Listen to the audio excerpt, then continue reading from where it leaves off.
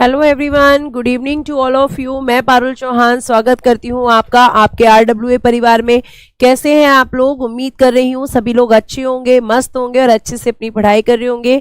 सारे बच्चे लाइव आ जाएंगे, सेशन के साथ जुड़ जाएंगे। गुड इवनिंग सुनीता, अतुल, रानी, कविता, सूरज, मोनू, गणेश, मुनीव, रामेश्वर, वायरल वीडियोस, कौशल, रोहित, सभी को गुड इवनिंग, नमस्ते, राधे राधे। प्यारे प्यारे बच्चों, सभी लोग जुड़ जाइए सेशन के साथ और हम स्टार्ट करेंगे। कल मैंने आपको हेडिंग डाल के जहां छोड़ा था वहीं से क्लास को कंटिन्यू करेंगे।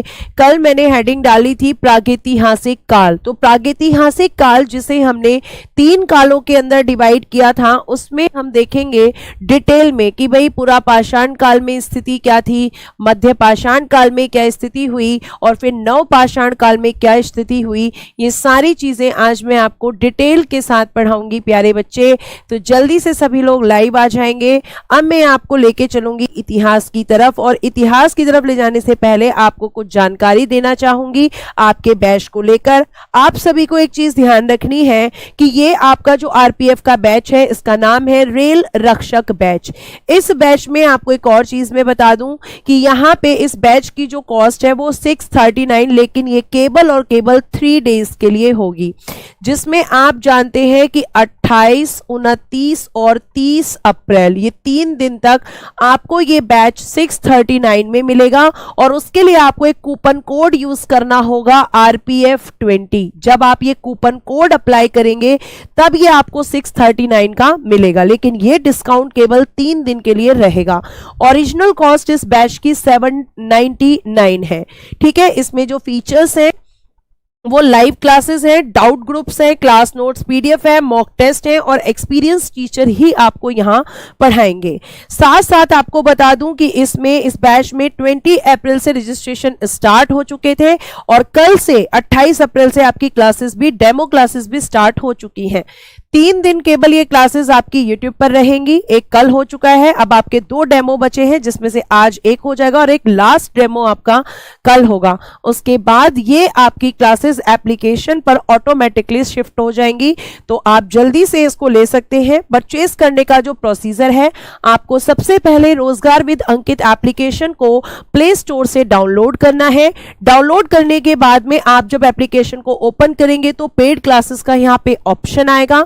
उस ऑप्शन पे जाने के बाद फिर आपको ये 3 चीजें मिलेंगी, जिसमें बाय नाउ का ऑप्शन आएगा।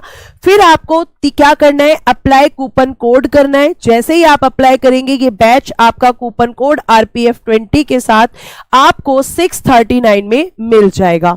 आप पेमेंट ऑनलाइन, यहीं पे पूरा आपका ऑप्शन रहेगा ऑनलाइन के लिए। ठीक है, उसके बाद बात करते हैं कि इस बैच में क्लासेस का टाइमिंग क्या रहेगा।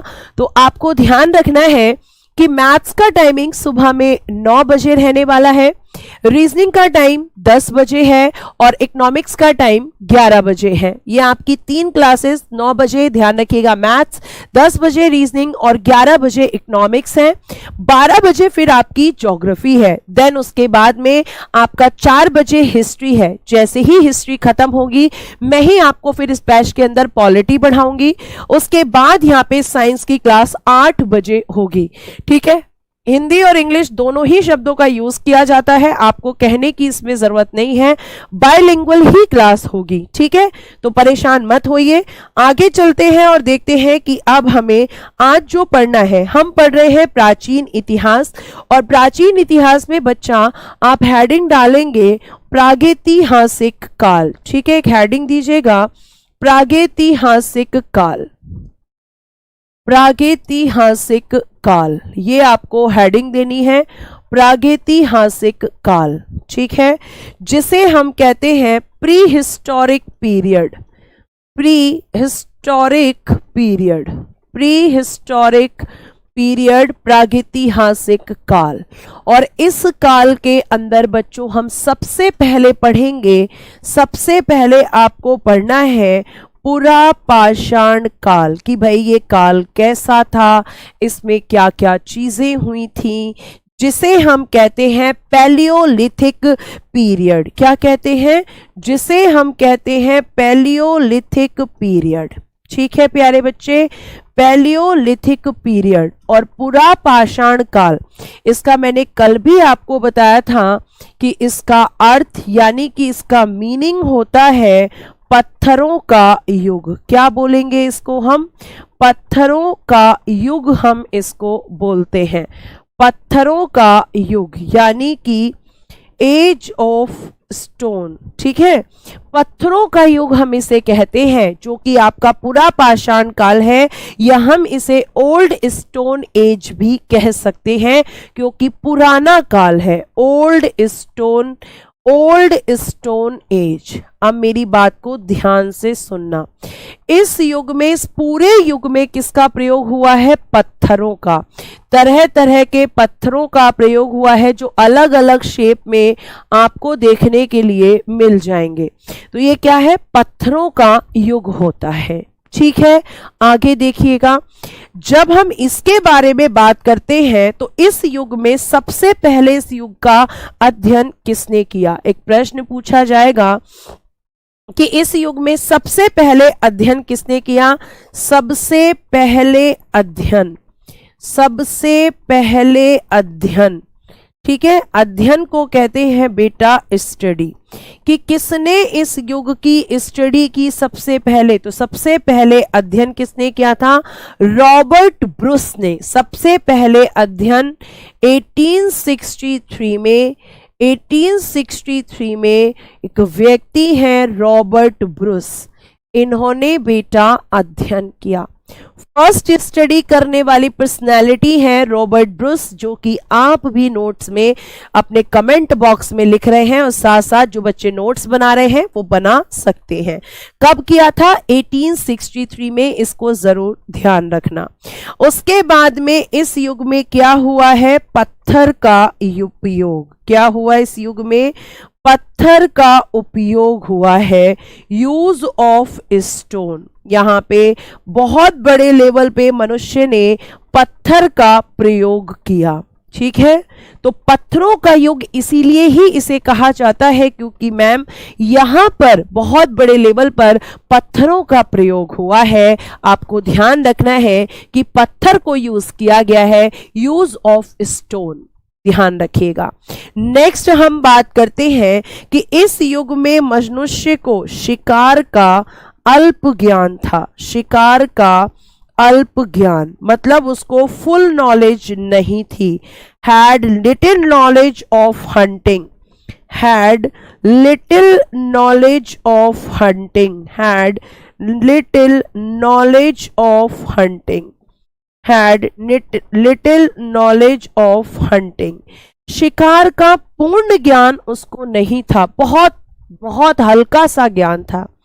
जब आप शुरू करते हैं इतिहास को तो आप देखते होंगे कि एक मनुष्य जिसको कोई भी ज्ञान नहीं था, उसे क्या खाना है, क्या पहनना है, कहाँ रहना है, कोई भी चीज ऐसी मतलब उसको सिस्टमैटिक नहीं थी। ठीक है, तो आपको ध्यान रखना है बच्चा कि यहाँ पे इसको बहुत हल्का ज्ञान है। आगे जब हम आगे पढ़ेंगे यहाँ पर तो आपको आगे दिखेगा कि मैं आपको बताऊंगी कि अब शिकार का पूर्ण ज्ञान हो गया है। शिकार कैसे किया जाता है, आग का आविष्कार आगे जाकर होगा, अभी नहीं। अभी तो ये कच्चा मांस खाएगा, यानी कि रॉ मीट को जो है यूज करेगा खाने में, क्योंकि इसे नहीं पता है कि मांस को पकाकर खाया जाता है। सोच के देखिए, इमेजिन करिए, कभी इधर जा रहा है, कभी उधर जा रहा है, कुछ भी खा ले रहा है, कपड़ों के रूप में वो पत्तों को पहन रहा है, नहीं भी पहन रहा है। तो ऐसा नहीं था मनुष्य जैसा हम आज देखते हैं। ये धीरे धीरे धीरे धीरे चीजें विकसित हुई हैं, तो आपको ध्यान रखना है। और भी चीजें मैं लिखूंगी, ठीक है। शिकार का अल्प ज्ञान था, कच्चा मांस खाता था, लिखिएगा नेक्स्ट पॉइंट, कच्चा मांस खाता था, कच्चा मांस खाता था, ठीक है, कच्चा मांस खाता था। तो लिखेंगे used to eat raw meat, लिखिएगा used to eat raw meat, raw meat मतलब बिना पका हुआ मांस।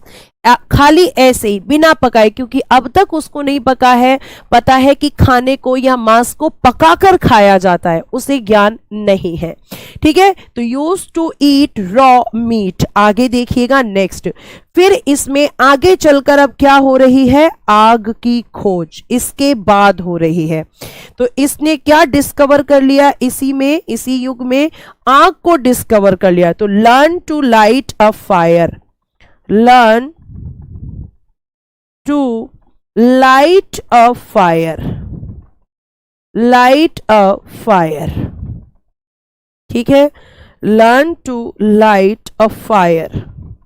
बेटा जी प्लीज आप लोगों से मेरी हम्बल रिक्वेस्ट है कि जब मैं पढ़ा रही हूं तो पढ़ाई पे फोकस करें, कोई भी अदर बातें आप ना करें। ठीक, आगे देखिएगा, आग की खोज। नेक्स्ट आपको ध्यान रखना है कि जीवन अस्थिर था, जीवन अस्थिर था, यानी कि लाइफ वॉज अनस्टेबल, कोई स्टेबिलिटी नहीं थी इसकी लाइफ में। कभी यहां जा रहा है, कभी वहां जा रहा है, कभी छलांग लगा के इस पेड़ पे, कभी छलांग लगा के उस पेड़ पे। इमेजिन करो कैसा लगता होगा, कैसा होता होगा वहां पे।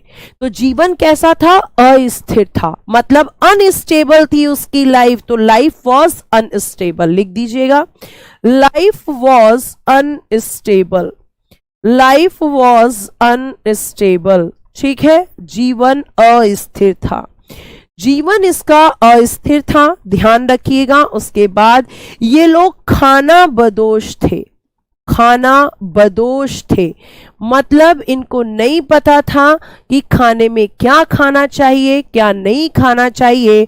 तो वर नोमड्स, क्या लिखेंगे, वर नोमड्स। ठीक है, खाना बदोश जीवन जीते थे, कभी कुछ मिल गया तो खा लिया, नहीं मिला तो नहीं खाया। सब बताऊंगी बेटा, चित्रकारी शुरू हुई कब हुई, कहां से हुई। ठीक, आगे देखिएगा। ठीक है, क्रम से ही पढ़ा रही हूं मैं, कोई भी क्रम बिगड़ा हुआ नहीं है अमन यादव, ध्यान से सुनो। ठीक है, उसके बाद खाना बदोश था, एक बार फिर से रिवाइज कराऊंगी। चित्रकारी शुरू की, सोच के देखिए कि जिस समय मनुष्य को यह नहीं पता कि उसे क्या पहनना है, क्या खाना है, कहाँ रहना है, उसी समय पर चित्रकारी भी शुरू हो गई है, मतलब स्टार्टेड पेंटिंग। क्या लिखेंगे, स्टार्टेड पेंटिंग। अब क्या मैम इस पेंटिंग का कोई एग्जाम्पल है कि कौन सी पेंटिंग शुरू हुई थी? बिल्कुल है प्यारे बच्चे, इस चित्रकारी का, इस पेंटिंग का एग्जाम्पल या हम कह सकते हैं कि उदाहरण है भीमबेटका गुफाएं। क्या उदाहरण है?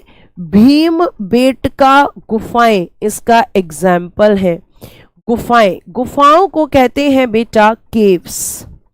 भीमबेटका केव्स इसका एग्जाम्पल है, इन्हें कहा जाता है। ठीक है, मैम आपसे रिक्वेस्ट है, एक मिनट रुकना, मैम आपसे रिक्वेस्ट है प्लीज आप मत लिखा करो, टाइप किया हुआ अच्छा दिखता है और अच्छा समझ में आता है। मिस्टर वर्मा जी, एकदम जो न्यू बच्चे हैं उन्हें पीडीएफ से एकदम नई चीजें समझ में आती हैं, हाथ से लिखकर जब पढ़ाया जाता है तो चीजें ज्यादा समझ में आती हैं, मैंने ऐसा सुना है। आप बोल रहे हैं कि नहीं पीडीएफ से ज्यादा अच्छा समझ में आता है, मैं आपकी इस बात से सहमत नहीं हूं। ठीक है, तो भीमबेटका गुफाएं या भीमबेटका जो केव्स होती हैं, जब हम इनकी आगे बात करते हैं तो ये जो भीमबेटका केव्स हैं ये कैसी गुफाएं थी, मतलब ये जो पेंटिंग की जाती थी वो किस पे की जाती थी? तो आप लिख सकते हैं कि ये एक शैल चित्रकारी थी। शैल किसको कहते हैं? Rock painting. तो भीमबेटका गुफाएं कैसी हैं? ये रॉक पेंटिंग का एग्जाम्पल है, रॉक पेंटिंग। ठीक है, रॉक पेंटिंग हुआ करती थी ये। और ये जो भीमबेटका केव्स हैं, जब हम इनकी बात कर रहे हैं तो एक क्वेश्चन यहीं से बनता है कि ये जो भीमबेटका केव्स हैं, क्योंकि अब मैं कैसी केव्स हैं तो मैम ये रॉक पेंटिंग है। फिर एक क्वेश्चन आता है कि इनकी खोज कब हुई थी, इनको डिस्कवर कब किया गया था? तो आप कहेंगे 1957 से 58 के बीच में। ठीक है, 1957 से 58 के बीच में ये भीमबेटका केव जो कि शैल चित्रकारी थी, रॉक पेंटिंग थी, और ये किस कलर की थी शैल चित्रकारी, किस कलर का यूज हुआ था, तो मैम लाल यानी कि रेड, ठीक है, and green, red and green colour का इसमें यूज होता था। लाल और हरे रंग का इसमें क्या किया जाता था, हरे रंग का प्रयोग, यानी कि use of red and green colour, use of red and green colour. ये आपकी रॉक पेंटिंग्स थी। इनकी खोज 1957 से 58 के बीच में बीएस वाकड़कर ने की थी। खोज किसने की है, वीएस वाकड़कर, इनका भी नाम लिख दीजिएगा, वीएस वाकड़कर, इन्होंने इनको खोजा था। ठीक है, सारा ये भीमबेटका केव्स के आपके फैक्ट्स हैं।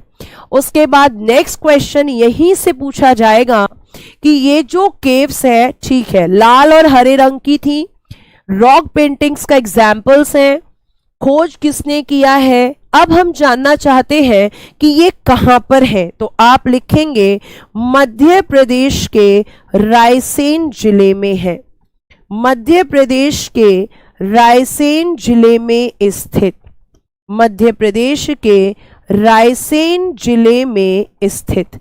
जिले को कहा जाता है बेटा डिस्ट्रिक्ट, ठीक है, जिले को कहा जाता है डिस्ट्रिक्ट।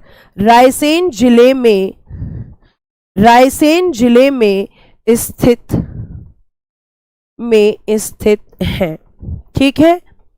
उसके बाद एक और फैक्ट लिखना, और इन्हें क्या कहा जाता है, इन्हें महाभारत कालीन गुफाएं कहा जाता है, महाभारत कालीन गुफाएं कहा जाता है, महाभारत कालीन गुफाएं कहा जाता है। और आपको मैं बता दूं कि ये जो भीमबेटका केव्स हैं, ये जो भीमबेटका केव्स हैं, इनको 2003 यूनेस्को की वर्ल्ड हेरिटेज साइट में शामिल कर लिया गया है। वर्ल्ड हेरिटेज साइट यानी विश्व विरासत सूची, विश्व विरासत सूची, विश्व विरासत सूची में शामिल, विश्व विरासत सूची, ठीक है, इसमें कर लिया गया था इनको शामिल। ये सारे आपके भीमबेटका केव से आने वाले प्रश्न हैं जो मैंने आपको एक ही जगह कलेक्ट करके रख दिए कि इन्हें क्या कहा जाता है, इन केव्स के अंदर कौन से कलर्स का यूज किया गया था। ये जो केव्स हैं इनको यूनेस्को की वर्ल्ड हेरिटेज साइट यानी कि विश्व विरासत सूची में कब शामिल किया गया था, ये आपको ध्यान रखना है, ठीक है, तो आपको पता होना चाहिए। ठीक है, आगे देखिएगा, आगे हम बात करते हैं कि यहाँ पे ये सारे काम कब हो रहे हैं। सारे के सारे काम पुरा पाषाण काल में हुए हैं और ये सारे पुरा पाषाण काल के ही फैक्ट हैं। ठीक है, आपस में बात मत कीजिए प्लीज, आप फोकस कीजिए क्लास के अंदर। उसके बाद अगर हम बात करें तो दूसरा आप देखेंगे प्रागैतिहासिक काल में ही मध्य पाषाण काल, मध्य पाषाण काल जिसको कहा जाता है middle stone age, middle stone age कहा जाता है, मिडल स्टोन एज यानी कि मध्य पाषाण काल। ठीक, मिडल स्टोन एज। और इस काल की अगर हम बात करते हैं, क्योंकि ये मध्य पाषाण काल या मिडल स्टोन एज है, इसलिए इसे कई बार क्या कहते हैं, लघु पाषाण काल भी इसी को कहा जाता है, लघु पाषाण काल इसी काल का नाम है। अगर कभी आपसे ये प्रश्न पूछ लिया जाए कि लघु जो आपका पाषाण काल है वो किसे कहा जाता है, तो आपको ध्यान रखना है कि इसी काल को कहा जाता है। ठीक है, नोट्स आपको मिल जाएंगे, बिल्कुल मिल जाएंगे, आपको परेशान होने की जरूरत नहीं है। फिलहाल अपनी स्टडी पे फोकस करो, आगे सुनना। अब यहां पे क्या क्या हुआ है, तो इस काल में तीर कमान का प्रयोग, तीर कमान का प्रयोग। अब आप इसी से समझ सकते हैं पहले ही पॉइंट से कि जब इसने तीर कमान का यूज शुरू किया मतलब इसको हंटिंग भी आई होगी, मतलब हंटिंग की फुल नॉलेज इसको यहीं पे हुई होगी, क्योंकि भाई तीर कमान का प्रयोग कर रहा है तो किस लिए कर रहा है, लिखेंगे use of bow and arrow, use of bow and arrow. ठीक है, तीर कमान का प्रयोग इसने करना शुरू कर दिया। आपने तीर कमान को देखा होगा कुछ इस तरीके की शेप में, एक जो धनुष मतलब वो तीर मतलब धनुष रहता है और फिर इसके अंदर एक तीर रहता है जो इसमें फंसाकर, इसकी में फंसाकर ऐसे खींच के छोड़ा जाता है। इसको ये नॉलेज हो गई यहाँ पर कि तीर कमान को कैसे चलाना है। अब जब ये इसको पता चल गया तो ये भी समझ गया होगा कि मुझे इससे शिकार करना है, यानी शिकार का पूर्ण ज्ञान इसको यहीं पे होगा। ये सारे काल क्या कर रहे हैं, धीरे धीरे में डेवलपमेंट की तरफ लेके आ रहे हैं। ठीक है, तो आपको ध्यान रखना है कि तीर कमान का प्रयोग यहां पे पहला इसने किया।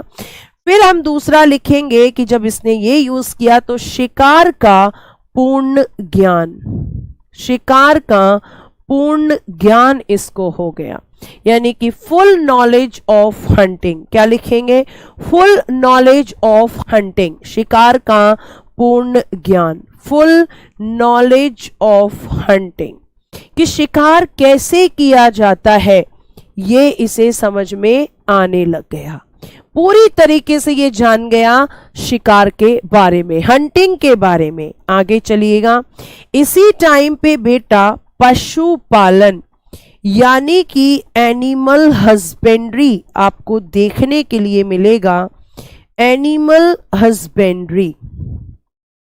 और मैंने कल भी आपको बताया था कि सबसे पहला पालतू पशु, सबसे पहला पालतू पशु, पहला पालतू पशु क्या हुआ था, पेट एनिमल, तो वो था आपका डॉग। कल भी मैंने आपको बताया था, आप लोगों ने भी मुझे बताया था, मैंने आपसे कमेंट बॉक्स में आंसर मांगा था, सारे प्यारे प्यारे बच्चों ने सही आंसर किया था। ठीक है, तो सबसे पहला पालतू पशु। अच्छा, ये जो पशु पालन है इसके हमें साक्ष्य कहां से मिले, हमें कहां से एविडेंस मिला कि पशुपालन की शुरुआत इस काल में हुई थी? क्या कोई एविडेंस है, क्या कोई साक्ष्य है? तो दो एविडेंस हमें मिले, जिसमें एक हमें मिला है, एक हमें मिला आदमगढ़, ठीक है, आदमगढ़ से, और बेटा दूसरा हमें मिला बागोर से। इन दो जगह से हमें एविडेंस मिले इस चीज के कि इस पीरियड में मनुष्य ने, जो ह्यूमन है, उसने क्या करना शुरू कर दिया था, मानव ने पशुपालन की शुरुआत कर दी थी। आदमगढ़ कहां पर पड़ता है, तो आदमगढ़ वर्तमान मध्य प्रदेश में है, ठीक है, और बागोर बेटा राजस्थान में। बागोर कहां पर है, राजस्थान में। इन दो जगह से हमें एविडेंस मिल गए कि भाई मनुष्य ने पशुपालन शुरू कर दिया था। आगे चलते हैं और अगला देखते हैं कि और क्या हुआ। इसी टाइम पर इसने बेटा बर्तन बनाना सीखा, ठीक है, बर्तन बनाना सीखा, बर्तन बनाना सीखा, ठीक है। बर्तन आप समझते हैं जिसमें आप खाना खाते हैं, और इस चीज का जो साक्ष्य है, इसका जो एविडेंस है प्यारे बच्चे, वो हमें मिलता है प्रयागराज यूपी से। प्रयागराज कहां पर पड़ता है, यूपी के अंदर। लेकिन ध्यान रखना कि इस समय पर जो बर्तन बन रहे हैं वो मिट्टी से बन रहे हैं, ठीक है, मिट्टी से बना रहा है। ये मत समझना कि स्टील के बर्तन बनने लगे थे, नहीं, यहाँ पे किसके, क्ले, क्ले यानी मिट्टी या सॉइल, आप कुछ भी लिख सकते हैं, किसका यूज करके, क्ले या सॉइल, आप कुछ भी लिख सकते हैं। चिकनी मिट्टी जिसको हम कहते हैं, आपने देखा भी होगा, तो वहां से इसके एविडेंस हमें मिल रहे हैं। किले का यूज करके इसने बर्तन बनाना सीखा है। ठीक है, ये आपको ध्यान रखना है। तो क्ले का यूज कब कर रहा है? ये मैं मध्य पाषाण काल के अंदर कर रहा है। और ये जो बर्तन है ये किस चीज के हैं? मिट्टी के हैं। देखो कुछ इस तरह की शेप दी इसने। ठीक है, कैसे सीखा मैम इसने, कैसे पता चला इसको कि बर्तन बनाना है? देखो कभी ऐसा घटित हुआ होगा कि इसने इस शेप का कोई बर्तन बनाया होगा, इस शेप का। ठीक है, अब इसे पानी नहीं पता था कि कैसे रुकेगा, अब इसने ऐसा कुछ बना के देखा होगा और उसके बाद इसमें इसने पानी को डाला होगा। अब पानी क्या हो गया? इसमें स्टेबल हो गया, पानी स्टेबल हो गया इसमें। तो इसने कहा कि अच्छा ये पानी पीने के काम आता है। फिर इसने थाली बनाई होंगी, बड़ी बड़ी थालियां बनाई होंगी। ठीक है, उसमें इसने देखा होगा। अब धीरे धीरे क्या हुआ? मिट्टी के बर्तन बनने शुरू हो गए। किस काल में बेटा? इस काल में। इस तरह की शेप दी होगी, या फिर इसने कुछ ऐसे बर्तन बनाए होंगे, इस तरह के भी बर्तन हमें मिले हैं।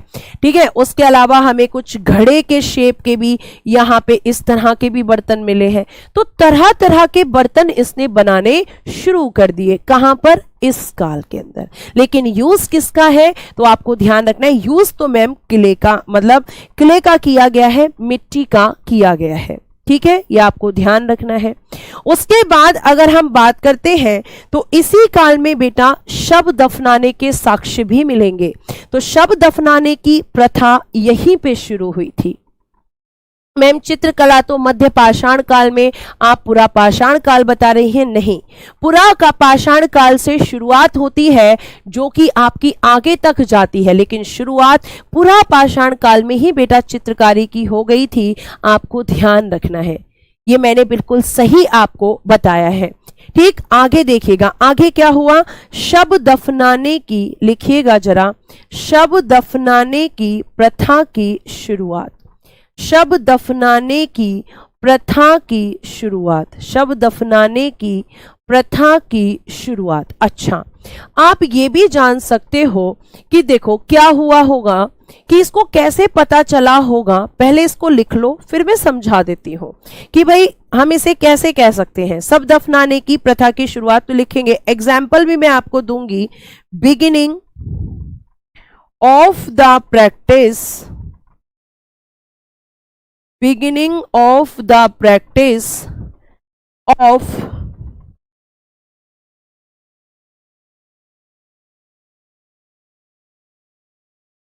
beginning of the practice of burying dead bodies, burying dead bodies, dead bodies. आप पहले पूरा लिख लें, फिर हम इसको थोड़ा समझेंगे।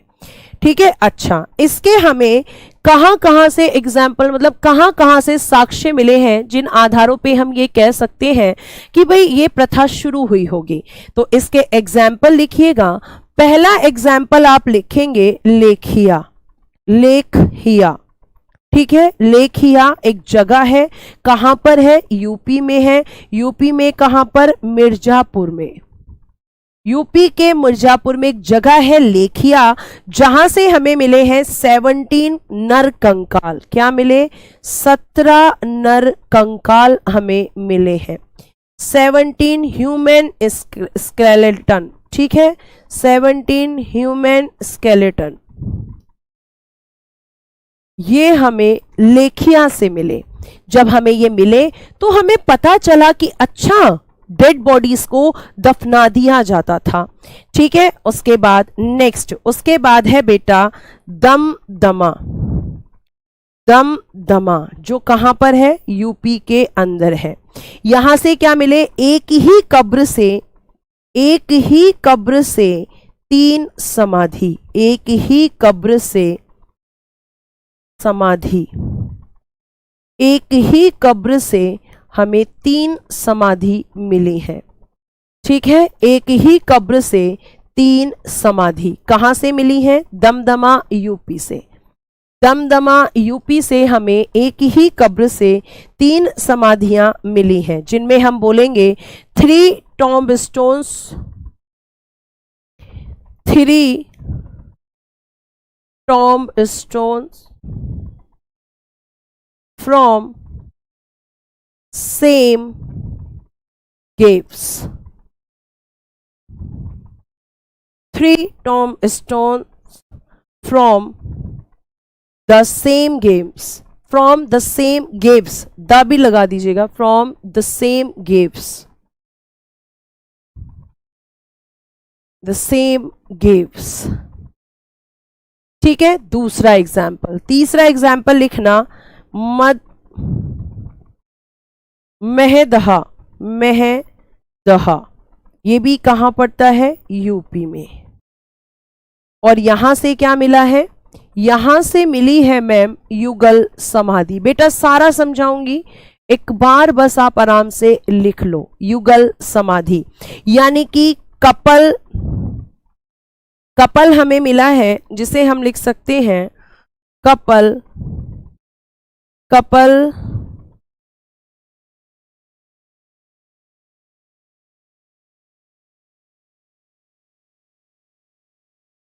ठीक है। और हमें क्या मिला है? और हाँ, एक जगह है लंगनाच, और ये पड़ती है गुजरात के अंदर। और यहां से हमें मिली है पशुओं की हड्डियों के साक्ष्य। पशुओं की हड्डियों के साक्ष्य लिखिएगा इंग्लिश में, एविडेंस ऑफ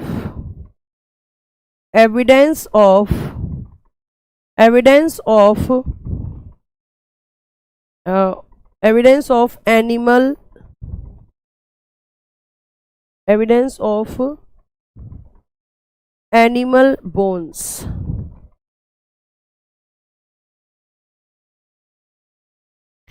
ठीक है, एविडेंस ऑफ एनिमल बोन्स, हमें पशुओं की हड्डियों के साक्ष्य यहीं से मिले हैं। ये सारे इसके एग्जाम्पल हैं। अब देखो मैम, ये कैसे पता चला इस मनुष्य को, जब इसे कोई ज्ञान ही नहीं था कि कोई मर भी जाता है? तो पहली बार शायद ऐसी घटना घटी होगी, कोई व्यक्ति सोया होगा, सोने के बाद वो कभी उठा ही नहीं होगा। हो सकता है कि उसको उठाने के चक्कर में उसको थप्पड़ भी मारे होंगे, लात घूंसे भी मारे होंगे, लेकिन वो व्यक्ति हिला ही नहीं।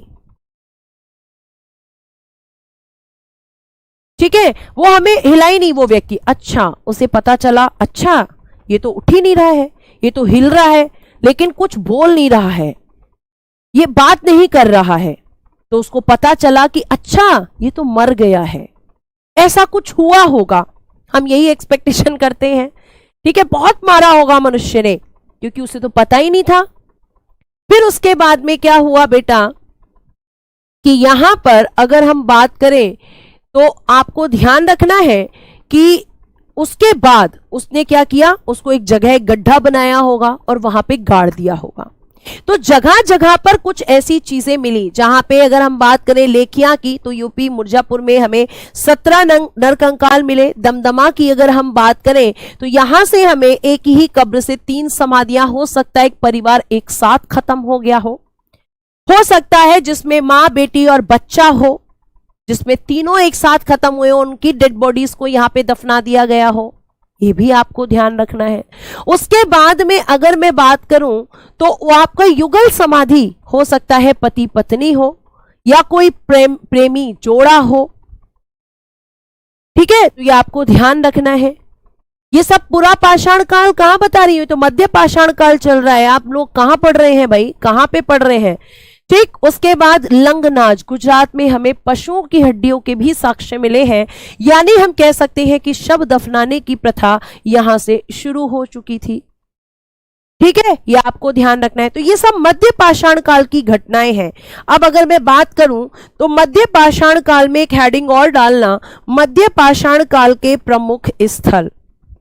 मध्य पाषाण काल के मध्य पाषाण काल के प्रमुख स्थल।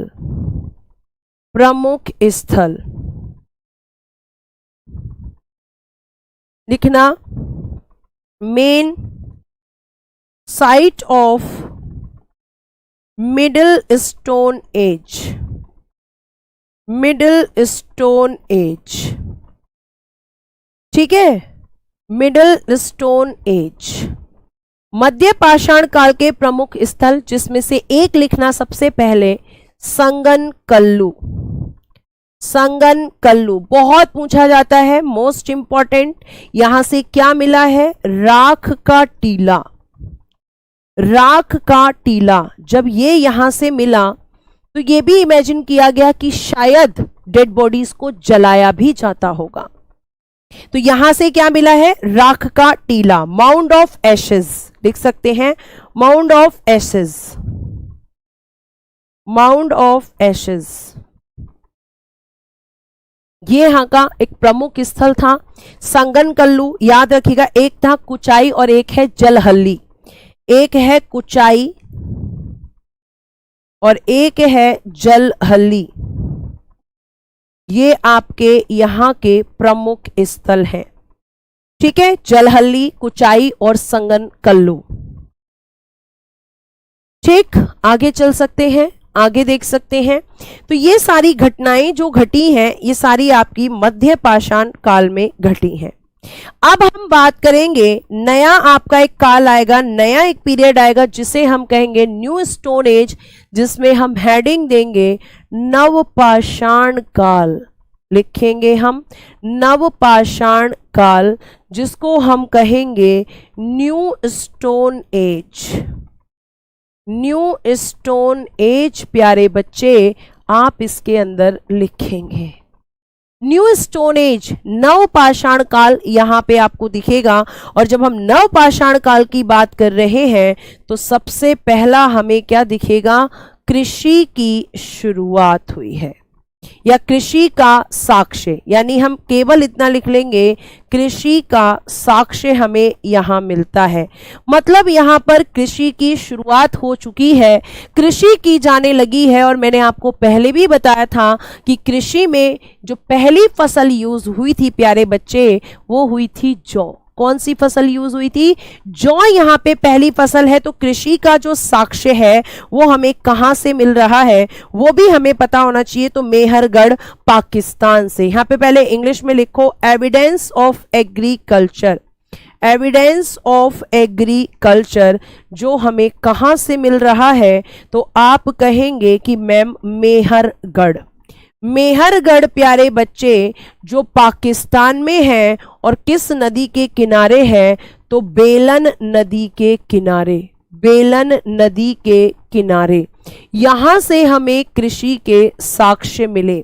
और जब कृषि के साक्ष्य मिले तो हम ये कह सकते हैं कि इस काल में कृषि की शुरुआत हो गई होगी। और आपको पहली फसल कौन सी थी ये मैं कल ही लिखवा चुकी हूं, तो दोबारा का कोई मतलब नहीं। इस काल से ही हमें पूजा यानी वर्शिप के भी साक्ष्य मिले हैं। वर्शिप यानी पूजा की शुरुआत नवपाषाण काल में हो गई थी। नवपाषाण काल में ये पता चला, मैडम दमदमा हरियाणा में, एक मिनट रुको, ये दमदमा जो वाला, ये जो दमदमा है, ये जो आपने लिखवाया है मैंने, ये दमदमा आपका यूपी वाला है, ठीक है, यूपी वाले दमदमा की मैं बात कर रही हूं। एक बार मैं इसको क्रॉस चेक कर लेती हूं, कोई दिक्कत नहीं है, लेकिन अभी तक यूपी ही है।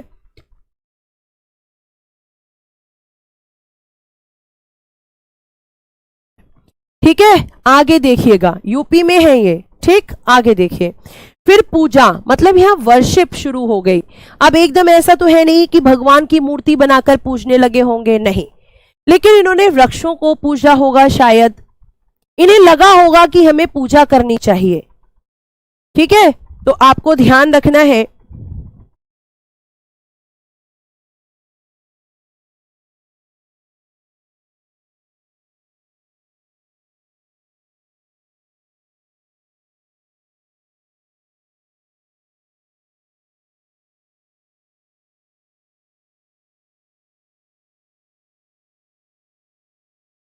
क्वेश्चन, सॉरी, दमदमा झील कहाँ स्थित है, अगर ये क्वेश्चन होगा। दमदमा जो झील है, मेरी बात सुन लीजिए प्यारे बच्चों, जो आप बोल रहे हैं कि दमदमा जो झील है वो आपकी हरियाणा में है, लेकिन दमदमा स्थल जो है आपका वो यूपी में है। मैं स्थल की बात कर रही हूं, झील की नहीं। यहाँ झील की तो कोई बात ही नहीं है प्यारे बच्चे। मैं आपको फिर से बता देती हूं कि जो आप कह रहे हैं वो दमदमा एक झील है जो कि हरियाणा में स्थित है। ठीक है, यह आपको ध्यान रखना है। ठीक है, आवाज आ रही है। नवीन सर ने हरियाणा लिखवाया है, सबसे बड़ा नगर मोहन जो, अरे रुक जाओ। नवीन सर ने हरियाणा लिखवाया है, नवीन सर ने, अच्छा एक मिनट रुक जाओ।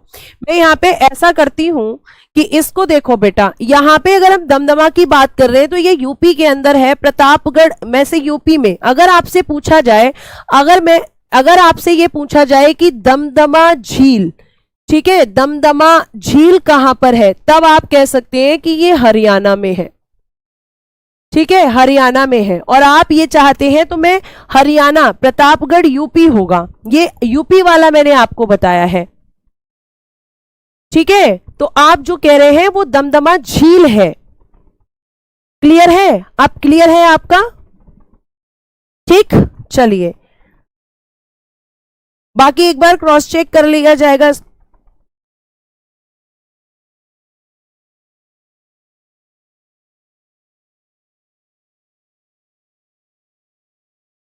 ठीक है, चलिए अब ध्यान से सुनिए, आगे सुन लीजिए, आगे उसको मैं क्रॉस चेक करा रही हूं, ध्यान से सुनिए।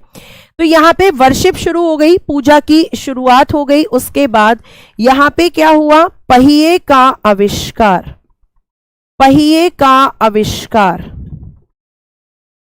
पहिए का आविष्कार, यानी कि the invention of the wheel, the invention of the wheel, the invention of the wheel. यहां पे एक पहिया, मतलब यहां पहिए का आविष्कार हो गया। और पहिया किस तरीके का, इस तरीके का गोल होता है, यह आपने देखा होगा। ठीक है, तो पहिए की शुरुआत हो गई, मतलब जो टायर होता है, पहिया, व्हील, एक पहिया बनने लगा, यानी बैलगाड़ियां वगैरह चलने लगी होंगी, है ना। तो ये आपको ध्यान रखना है।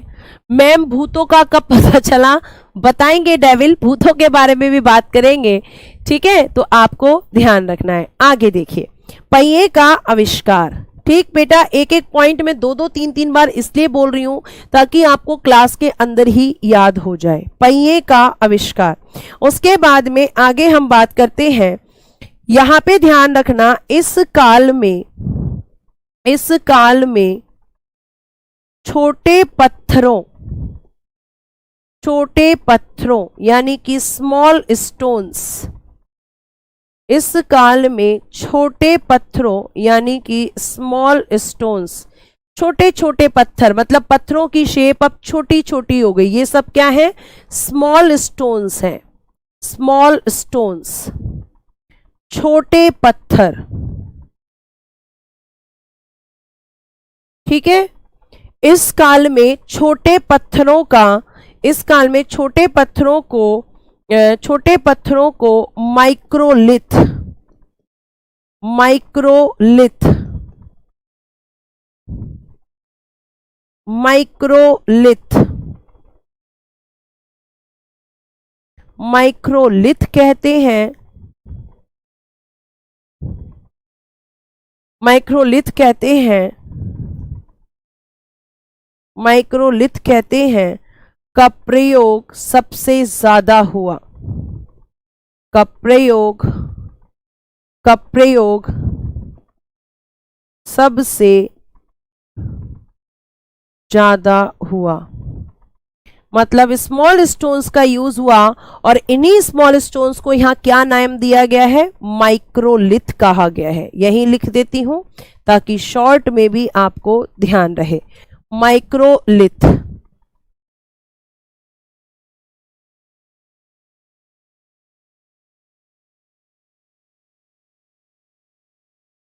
ठीक है, आगे देखिएगा, यहां पे हुआ तो छोटे पत्थर होने लगे, मतलब छोटे छोटे पत्थरों का यूज हुआ जिन्हें हम माइक्रोलिथ कहते हैं, और यहां पे सबसे ज्यादा प्रयोग हुआ। उसके बाद अगर हम बात करते हैं नवपाषाण काल की, तो नवपाषाण काल में ये सारी चीजें हुई।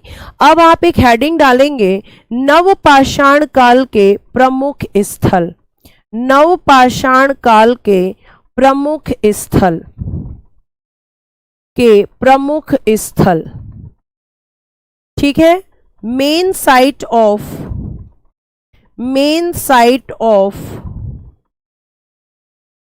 न्यू स्टोन एज, जहां पहले बड़े बड़े पत्थरों का प्रयोग हो रहा था, अब वहां पर छोटे छोटे पत्थरों का प्रयोग हुआ। तो नवपाषाण काल के जो प्रमुख स्थल हैं, जब हम इनकी बात कर रहे हैं तो आप लिखेंगे पहला बेलन घाटी यूपी, ठीक। दूसरा लिखना सोन घाटी एमपी, और तीसरा लिखना सिंहभूम झारखंड।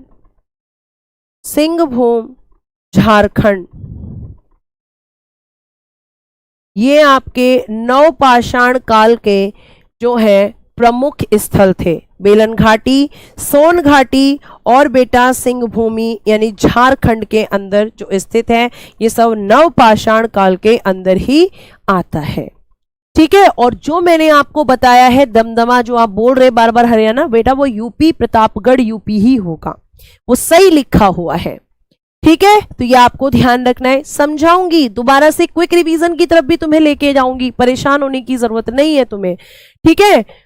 बोरिंग लग रहा है, बोरिंग इसलिए लग रहा है क्योंकि तुम पढ़ना नहीं चाहते, वरना इतना इंटरेस्ट चल रहा है कि अच्छा पहले बहुत बड़े बड़े पत्थर आए, फिर थोड़े छोटे हुए, फिर बहुत छोटे छोटे हुए, जिन्हें हम माइक्रोलिथ कहने लगे। जब छोटे छोटे पत्थरों का यूज हुआ है तो वो नवपाषाण काल में, और नवपाषाण काल में नाम क्या दिया गया, माइक्रोलिथ, ठीक है, माइक्रोलिथ इन्हें कहा गया, ठीक। आगे देखिएगा कि अगर हम बात करें तो अब हम देखेंगे ताम्रपाषाण काल। नेक्स्ट डालिएगा हेडिंग ताम्रपाषाण काल। नाम से ही पता चल जाता है कि अच्छा अब यहां पर क्या यूज होने वाला है, यानी चाल्कोलिथिक युग जिसे हम कहते हैं, या चाल्कोलिथिक पीरियड, यानी कि यहां पे हम कह सकते हैं ताम्रपाषाण काल, चाल्कोलिथिक पीरियड, जिसमें तांबे का बड़े स्तर पर प्रयोग होगा, ठीक है, बड़े स्तर पर। तो हम लिखेंगे सबसे पहले लिखना तांबे की खोज।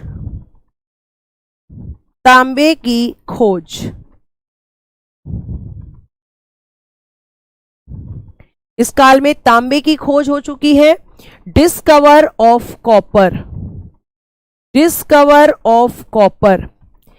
काल में तांबे की खोज हो चुकी है। और जब तांबे की खोज हुई तो लिखना मानव द्वारा प्रयोग की जाने वाली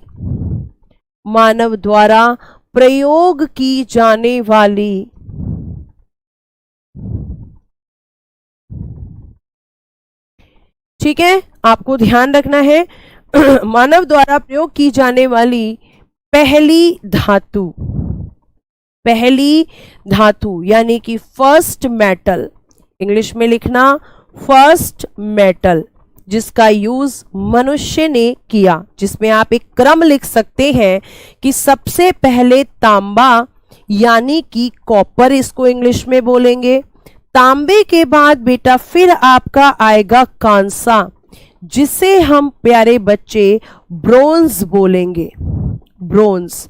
और फिर आपका आएगा लोहा, जिसे हम आयरन बोलेंगे। तो इस तरीके से जो मेटल्स हैं उनका यूज जो है समय समय पर बदलेगा। अब आप यहां देखना कि अगर मैं तांबे की बात करती हूं तो ये केवल एक धातु है, ये एक मेटल है, और इसका मोस्ट जो यूज हुआ है, सबसे ज्यादा जो प्रयोग हुआ है वो ताम्रपाषाण काल के अंदर ही हुआ है। फिर उसके बाद में ये जो ब्रोंज है, ये बेटा एक मिश्र धातु है, यानी दो लोगों के मिलने से बनेगा, जिसे हम मिक्स्ड मेटल कह सकते हैं, मिक्स्ड मेटल। अब ये जो मिश्र धातु है, ये मिक्स्ड मेटल है, तो किस किस से बनी है, लिखना तांबा plus tin is equal to कांसा, यानी कि ब्रोंज। यानी कि ब्रोंज, यानी तांबे को, कॉपर को और टिन को मिलाकर ब्रोंज बना है। लोहे की अगर हम बात करेंगे तो इसका प्रयोग लिखना, इसका प्रयोग वैदिक सभ्यता में, इसका प्रयोग कहां देखने के लिए मिलेगा आपको? वैदिक सभ्यता या वैदिक सिविलाइजेशन के अंदर, इसका प्रयोग वैदिक सभ्यता में, यानी कि इन वैदिक सिविलाइजेशन, इन वैदिक सिविलाइजेशन। इस तरीके से आप कह सकते हैं कि जैसे जैसे समय परिवर्तित होगा आपके मनुष्य का मेटल्स भी वहां पर बदलता रहेगा। ठीक है, ये आपको ध्यान रखना है। अब यहाँ पे जब हमने देखा कि सबसे पहले क्या यूज किया है, सबसे पहले कॉपर है, फिर ब्रोंज है, फिर आयरन है। कॉपर एक मेटल है, कांसा एक मिक्स्ड मेटल है। ठीक है, ये सारी चीजें आपको पता होनी चाहिए कि मिक्स्ड मेटल कौन सा है, और ये क्वेश्चन पूछा भी जाता है कि कांसा किस किस से मिलके बनता है। तो आपको ध्यान रखना है कि आपके तांबा और टिन से मिलकर बनता है। ठीक है, ये आपको पता होना चाहिए। उसके बाद अब यहाँ पे जब हम ये देख रहे हैं तो कल मैं आपको बताऊंगी कि ताम्र पाषाण कालीन संस्कृतियां जो यहाँ पे मतलब ऐसे कौन से स्थल थे जहां पर इसके एग्जाम्पल्स मिलते हैं, कहां कहां पर आपके तांबे का जो प्रयोग है वो सबसे ज्यादा हुआ है, आपको कल बताऊंगी। और अभी एक क्विक रिवीजन दे देती हूं कि मैंने आज आपको क्या क्या पढ़ाया है। आज बच्चे, प्यारे बच्चे, मैंने आज आपको प्रागैतिहासिक काल को पूरा डिवाइड किया है, जिसमें मैंने पूरा पाषाण काल में क्या क्या घटनाएं घटी आपको बताया मैंने।